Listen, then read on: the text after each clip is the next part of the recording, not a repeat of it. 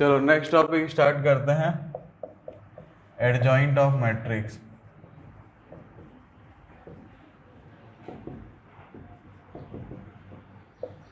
तो मान लो ये हमारा एक मैट्रिक्स है, वही वाला लेंगे, A11, A12, A13, A21, A22, A23, A31, A32, A33।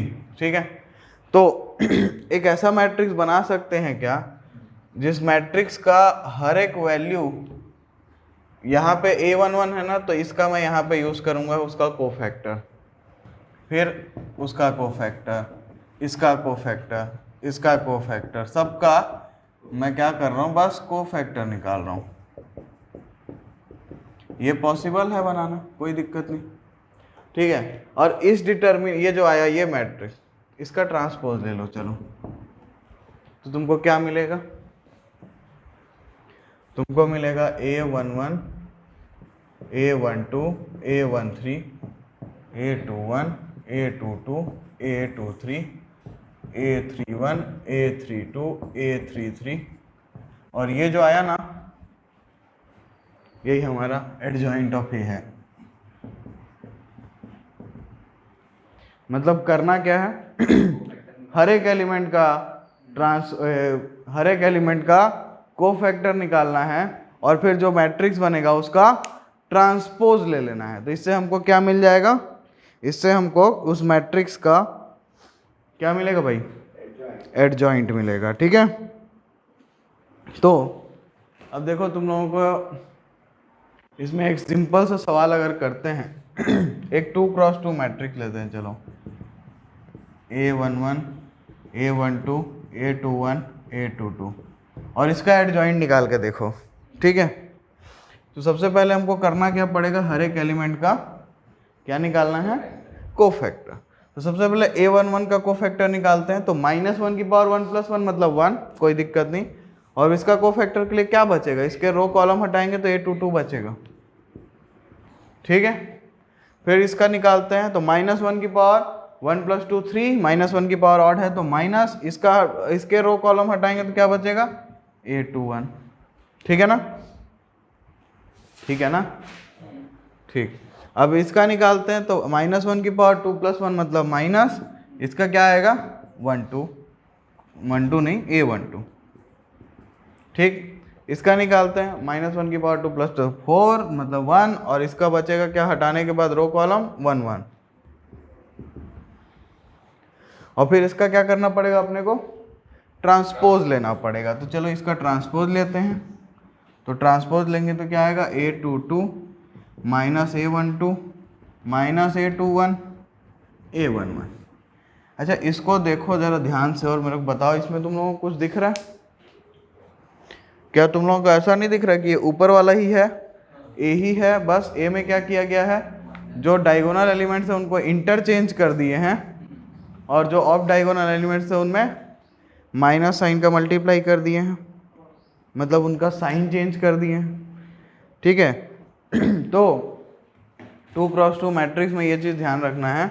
हम करते क्या हैं, ये जो है इसको क्या करते हैं, इंटरचेंज, और ये जो है ना इसका क्या करते हैं, साइन चेंज। तो हमको एकदम आराम से क्या मिल जाता है, एडजॉइंट मिल जाता है उसका। क्लियर है ये? चलो, तो अब एक चीज करके देखते हैं कि हम क्या करेंगे, एक प्रॉपर्टी देखेंगे जो कि है हमारी कि A into adjoint of A is equal to adjoint of A into A is equal to determinant of A into I। ठीक है, ये मैट्रिक्स है इसलिए अपन यहाँ पे I यूज कर रहे हैं, क्योंकि I यहाँ पे जिसका A का ऑर्डर जो होगा उसी ऑर्डर का एक आइडेंटिटी मैट्रिक्स होगा। ठीक है, तो क्या करना है, हम A ले लेते हैं। चलो, A11, A12, A13,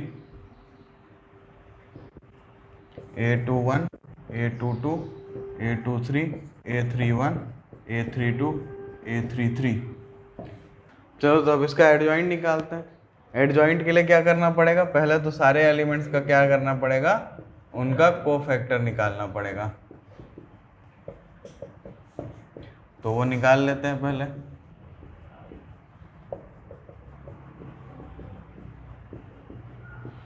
और फिर उसका ट्रांसपोज करना पड़ेगा, तो ट्रांसपोज करके निकलेता है। तो ये हमारा एडजॉइंट ऑफ ए है। तो इसका ट्रांसपोज करके जो आएगा ये क्या आएगा, A11 और A12, A13, A21, A22, A23, A31, A32, A33। ठीक है। तो अब ये इसमें से दोनों वैल्यूज को मल्टीप्लाई करके लिखते हैं, तो A इंटू एडजॉइंट ऑफ ए। देखो क्या आएगा, तो ये रो ये कॉलम, तो A11 into A11 plus A12 into A12 plus A13 into A13। ठीक है। इसके बाद ये दोनों खुद से लिख लेना, मैं ये वाला फिर से लिख दे रहा हूँ। तो अब किसका होगा, यहाँ के लिए हमको सेकेंड रो फर्स्ट कॉलम के साथ करना पड़ेगा। तो क्या मिलेगा, A21 A11 plus A22 A12 plus A23 A13। ठीक है। ये खुद से लिख लेना। अब जरा आंखें खोल के देखो लिखने के बाद, अभी मत लिखो, बाद में लिखते रहना, पहले इसको देखो। तो ये जो है ये क्या है, वो एलिमेंट्स उस रो के और उसके करस्पॉन्डिंग कोफैक्टर्स। तो ये हमको क्या देता है भाई, डिटर्मिनेंट ऑफ ए देता है, पता है ना। अच्छा, और ये जो है ये क्या है, एलिमेंट्स और किसी दूसरी रो के कोफैक्टर्स। तो ये क्या देता है हमको, 0। ठीक है। इसका मतलब क्या है कि ये वाले में तो मेरे को मिलेगा, यहाँ पे मिलेगा और यहाँ पे मिलेगा मुझे डिटर्मिनेंट, क्योंकि वहाँ पे उसी पर्टिकुलर रो के एलिमेंट्स और उनके कोफैक्टर्स मल्टीप्लाई होंगे, और बाकी जगहों पे क्या मिलने वाला है, 0। अब ये मैट्रिक्स है, और मैट्रिक्स में हम लोग हर जगह से कोई भी वैल्यू कॉमन ले सकते हैं। तो अगर यहाँ पे देखोगे और कॉमन निकालोगे, कैसे निकालोगे, तो भाई हर जगह से डिटर्मिनेंट ऑफ ए कॉमन निकाल सकते हो क्या, हाँ निकाल सकते हो। बस करना क्या पड़ेगा, ये 0 से भी निकाल सकते हो, क्योंकि 0 इंटू डिटर्मिनेंट ऑफ ए 0 ही होगा ना। तो अगर वो कॉमन निकाल लो तो डिटर्मिनेंट ऑफ ए इंटू क्या बचा, 1 0 0 0 1 0 0 0 1, और ये क्या है, डिटर्मिनेंट ऑफ ए इंटू आई है ना। तो इसका मतलब ये इसके इक्वल होता है, प्रूव हो गया। अब तुम लोग क्या करो, इसको खुद से ट्राई करो, फटाक से उल्टा मल्टीप्लाई करके देखो, और ये फिर से सेम आने वाला होगा। फिर तुमको यही मिलेगा, ये वाला मिलेगा सेम, यहाँ बस थोड़ा सा डिफरेंट आएगा। चल ट्राई करो फटाफट। तो ये मल्टीप्लाई कर लिए, एडजॉइंट ऑफ ए इंटू ए करोगे तो डायरेक्ट ही तुम लोग को दिख भी रहा होगा कि ये रो इस कॉलम से मल्टीप्लाई होगा। तो A11 A11 A21 A21 A31 A31, तो सेम ये सेम डिक्टो कॉपी मिलेगा। और ये तो इस तरीके से ये जो हमारा प्रॉपर्टी था ये प्रूव हो गया। ये बहुत ही ज़्यादा इम्पॉर्टेंट प्रॉपर्टी है, क्योंकि इसका यूज़ हम लोगों को पड़ेगा आगे। अच्छा, अब देखो कोई भी मैट्रिक्स अगर तुम्हारे पास होगा, कोई मैट्रिक्स है, तो उसका तुम लोग डिटर्मिनेंट तो निकाल ही सकते हो। अब डिटर्मिनेंट की 2 पॉसिबल वैल्यूज हो सकती हैं, या तो वो 0 आ जाएगा और या तो वो 0 नहीं आएगा। तो जब 0 आता है ना, तो उस मैट्रिक्स को हम लोग बोलते हैं सिंगुलर मैट्रिक्स, और जब आ जाता है, नहीं आता है 0, तो उसको बोलते हैं नॉन सिंगुलर मैट्रिक्स। ठीक है, इसमें कोई दिक्कत।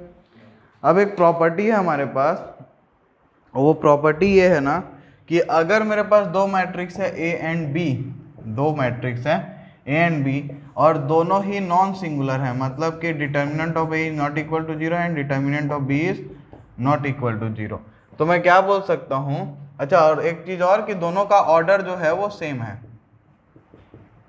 ठीक, तो मैं ये बोल सकता हूँ कि जो AB निकलेगा, A इंटू बी या B इंटू ए, इनका भी डिटर्मिनेंट नॉट इक्वल टू 0 होगा, ये भी नॉन सिंगुलर मैट्रिक्स होंगे। तो ये एक प्रॉपर्टी हुई। इसके अलावा एक और चीज़ है कि अगर मैं दो मैट्रिक्स का डिटर्मिनेंट किया तो मान लो मेरे पास मैट्रिक्स है ए और बी, फिर से यहाँ पे है, और ए इंटू बी मैंने निकाला, ठीक। अब मैं अगर ए इंटू बी का डिटर्मिनेंट निकालूंगा ना तो ये इक्वल होगा determinant of A into determinant of B के, ठीक है। ये भी तुम लोग प्रूव कर सकते हो, ठीक। इसके अलावा अभी जस्ट थोड़ी देर पहले हम लोग ये प्रूव किए थे, adjoint of A into A is equal to A into adjoint of A is equal to determinant of A into I. थोड़ी देर पहले इसको हम लोग प्रूव किए हैं ना। अब इसी से ना ये जो अभी जो दो तीन प्रॉपर्टीज सीखे, इस पे इसको अप्लाई करके देखते हैं। चलो तो क्या करते हैं कि हम लोग ले लेते हैं adjoint of A into A को, इसको लेते हैं। चलो तो adjoint of A into A is equal to I क्या होता है 1 0 0 0 1 0 0 0 1, तो determinant of A 0 0 0 determinant of A 0 0 0 determinant of A, ठीक है ना। अब क्या करते हैं, दोनों साइड का डिटर्मिनेंट ले लेते हैं। चलो मतलब अभी ये मैट्रिक्स है तो इसको डिटर्मिनेंट बना देते हैं, तो ये ठीक। तो क्या मिलेगा इस साइड में हमको, क्या मिलेगा, determinant of adjoint of A into determinant of A is equal to, इसका डिटर्मिनेंट निकालोगे तो क्या मिलेगा, देखो ए क्यूब मिलेगा क्या, इसका डिटर्मिनेंट निकालोगे 0 0 0 0 0 0, ठीक। तो क्या होगा, इसके अलावा एक्सपेंड करेंगे, तो कैसे एक्सपेंड करेंगे भाई, डिटर्मिनेंट ऑफ ए इंटू, तो this into this, determinant of A का स्क्वायर माइनस 0 इंटू 0, उसको लिखने की जरूरत नहीं है। तो तुमको मिला क्या finally, adjoint of A into A, adjoint of A का determinant into determinant of A is equal to determinant of A into determinant of A square.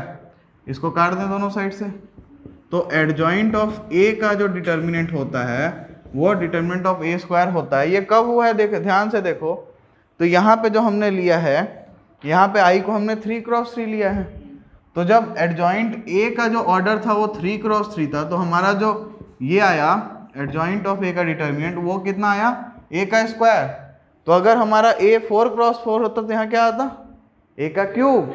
तो अगर मैं बोलूँ कि मेरा ए एन क्रॉस एन का है, तो एडजॉइंट ऑफ ए का जो डिटर्मिनेंट होगा वो क्या आएगा, डिटर्मिनेंट ऑफ ए की पावर एन माइनस 1। इसका कई बार एमसीक्यूज में यूज हो जाता है, ठीक है, इसको नोट कर लो फटाफट।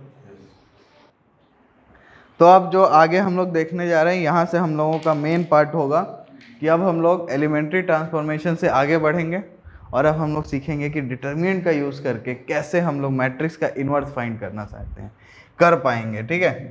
तो एक स्क्वायर मैट्रिक्स अगर हमारे पास ए है ना, तो इसका इन्वर्स तभी निकालना पॉसिबल होगा जब इसका डिटर्मिनेंट नॉट इक्वल टू 0 होगा। इसका मतलब क्या है, ये एक नॉन सिंगुलर मैट्रिक्स होगा, तभी मैं इसका इन्वर्स फाइंड कर सकता हूं। तो इसका मतलब क्या है, इन्वर्टिबिलिटी की कंडीशन क्या हो गई कि determinant of A should not be equal to 0, बस और कुछ नहीं। तो जो बार बार सवालों में पूछेगा find the inverse if it exist, तो इफ इट एग्जिस्ट के लिए आपको बस उसका डिटर्मिनेंट फाइंड करना है। 0 हुआ तो बोल देना इनवर्स डज नॉट एग्जिस्ट, काम खत्म। और 0 नहीं आया then you have to do some hard work. तो आगे देखते हैं। तो मान लेते हैं ये जो ए हमारा ये n क्रॉस n का है, ठीक है।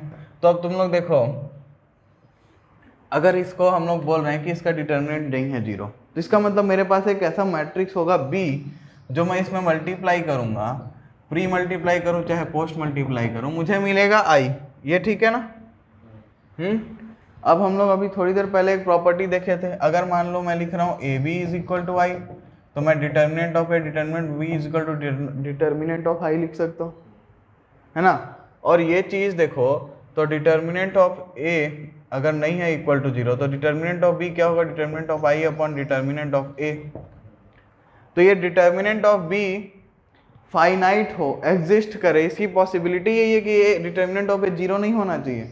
अगर ये डिटर्मिनेंट ऑफ A 0 हो जाता तो डिटर्मिनेंट ऑफ B क्या हो जाता, नॉट डिफाइंड, इनफाइनाइट, जो प्रैक्टिकली पॉसिबल तो है नहीं। तो इसका मतलब क्या है कि एक मैट्रिक्स को इन्वर्टिबल होने के लिए उसका सिंगुलर होना जरूरी है।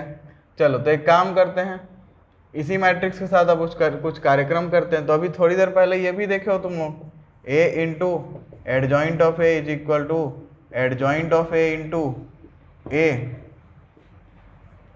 Is equal to determinant of A into I. ये देखे हो ना थोड़ी देर पहले। अच्छा एक काम करो, पूरे इक्वेशन को डिटर्मिनेंट ऑफ ए से डिवाइड कर देते हैं। कर सकते हैं, इस पे भी, इस पे भी, इस पे भी, तीनों पे एकदम अलाउ है, एकदम फ्री में अलाउ है। तो इस पे डिटर्मिनेंट ऑफ, इस पे भी, इस पे भी। तो यहाँ क्या मिलेगा तुमको, a into adjoint of A divided by determinant of A is equal to adjoint of A divide by determinant of A into A is equal to I. ओ तेरी, ये ऐसा नहीं है क्या, a into B is equal to B into A is equal to I. इसका मतलब ये b क्या है, b is equal to A inverse. तो हमारा जो a इनवर्स हो गया वो फाइनली क्या मिला यहाँ के हिसाब से, adjoint of A divided by determinant of A. तो इस तरीके से ये सिंपल सा फॉर्मूला है जिसका यूज करके हम लोग किसी भी मैट्रिक्स का इनवर्स फाइंड कर सकते हैं। ठीक है, तो अब इसके सवाल बहुत ही सिंपल होते हैं। तुम लोगों को बस इसका एडजॉइंट निकालने के लिए कोफैक्टर निकालते टाइम ध्यान रखना है कि अच्छे से एकदम सही वैल्यूज ही यूज़ करो। अगर वैल्यूज एक भी मिस होती है ना तो आंसर पूरा गलत हो जाता है, और ये हमेशा अधिकतर आता है 4 या 5 नंबर के लिए ही। अब इसमें इनवर्स वाले सवाल तो तुम लोग निकाल लोगे, मैट्रिक्स दिया होगा उसका डिटर्मिनेंट निकालोगे, डिटर्मिनेंट देखोगे कि 0 आया तो फिर the inverse does not exist, the matrix is not invertible. और अगर डिटर्मिनेंट 0 नहीं आया तो तुम लोग क्या करोगे, फिर उसका एडजॉइंट निकालोगे और एडजॉइंट को डिटर्मिनेंट से डिवाइड करके फिर क्या करोगे, इनवर्स निकाल लोगे। तो ये मेथड यूज़ कर सकते हो। अब एक अलग टाइप का इसमें एक सवाल आता है, जो ये आता है कि बोलेगा एक मैट्रिक्स तुमको दे देगा, एक क्वेश्चन मैं यहाँ पे ले रहा हूँ, तो एक मैट्रिक्स तुमको दे देगा, मान लो दिया है 2 3 1 2, ये मैट्रिक्स दिया, और बोलेगा so that the matrix satisfies the equation a square minus 4a plus I is equal to 0। तो अब इस इक्वेशन को अगर मैट्रिक्स सेटिस्फाई करेगा ना तो तुम लोग इस इक्वेशन का यूज़ करके बड़े आराम से निकाल सकते हो ए इनवर्स। सोचो कैसे, तो मैं पूरे इक्वेशन में क्या करता हूँ, मैं करता हूँ प्री मल्टीप्लाई, किसको, ए इनवर्स को। तो क्या होगा, ए इनवर्स ये मैट्रिक्स सेटिस्फाई करेगा, इसमें मल्टीप्लाई कर लेना, वैल्यू पुट कर लेना, 0 आता है। तो अगर ऐसा इक्वेशन दिया और बोले कि using this equation find the inverse, तो क्या करो, ए इनवर्स को प्री मल्टीप्लाई कर दो, minus 4 A inverse into A plus A inverse into I is equal to 0। तो ये देखो क्या बचा, ये ए, ये क्या बचा 4i, ये क्या बचा A inverse is equal to 0। तो A inverse is equal to 4i minus A. ठीक, तो इस तरीके से भी निकाल सकते हैं। ठीक है, जेई मेंस और एडवांस में इसका थोड़ा सा एक एक्सटेंडेड वर्जन भी आता है कि हम लोग इसमें ना a माइनस लैम्डा आई करते हैं, उसका डिटर्मिनेंट 0 करते हैं, फिर लैम्डा की जगह डिटर्मिनेंट डालते हैं और क्या करते हैं कि वहाँ से ना ए वाला इक्वेशन फाइंड किया जा सकता है। इसको कैरेक्टरिस्टिक इक्वेशन बोलते हैं अपना मैट्रिक्स का, और ये मेथड से बड़े आसानी से अपन सॉल्व कर सकते हैं। ठीक है, तो ये इन्वर्स निकालने का जेई एडवांस सिलेबस में, तो इस पर नहीं जाएंगे। हमारे क्वेश्चंस में डायरेक्ट वो बोलेगा कि this the following matrix follows या सेटिस्फाइज दिस इक्वेशन, प्रूव करो, और उसके बाद उस इक्वेशन का यूज़ करके इन्वर्स निकाल, तो यही करेंगे। अदरवाइज अगर जेई एडवांस का यही चीज़ होता तो इसको हम लोग कैली हैमिल्टन थ्योरम पढ़ते हैं।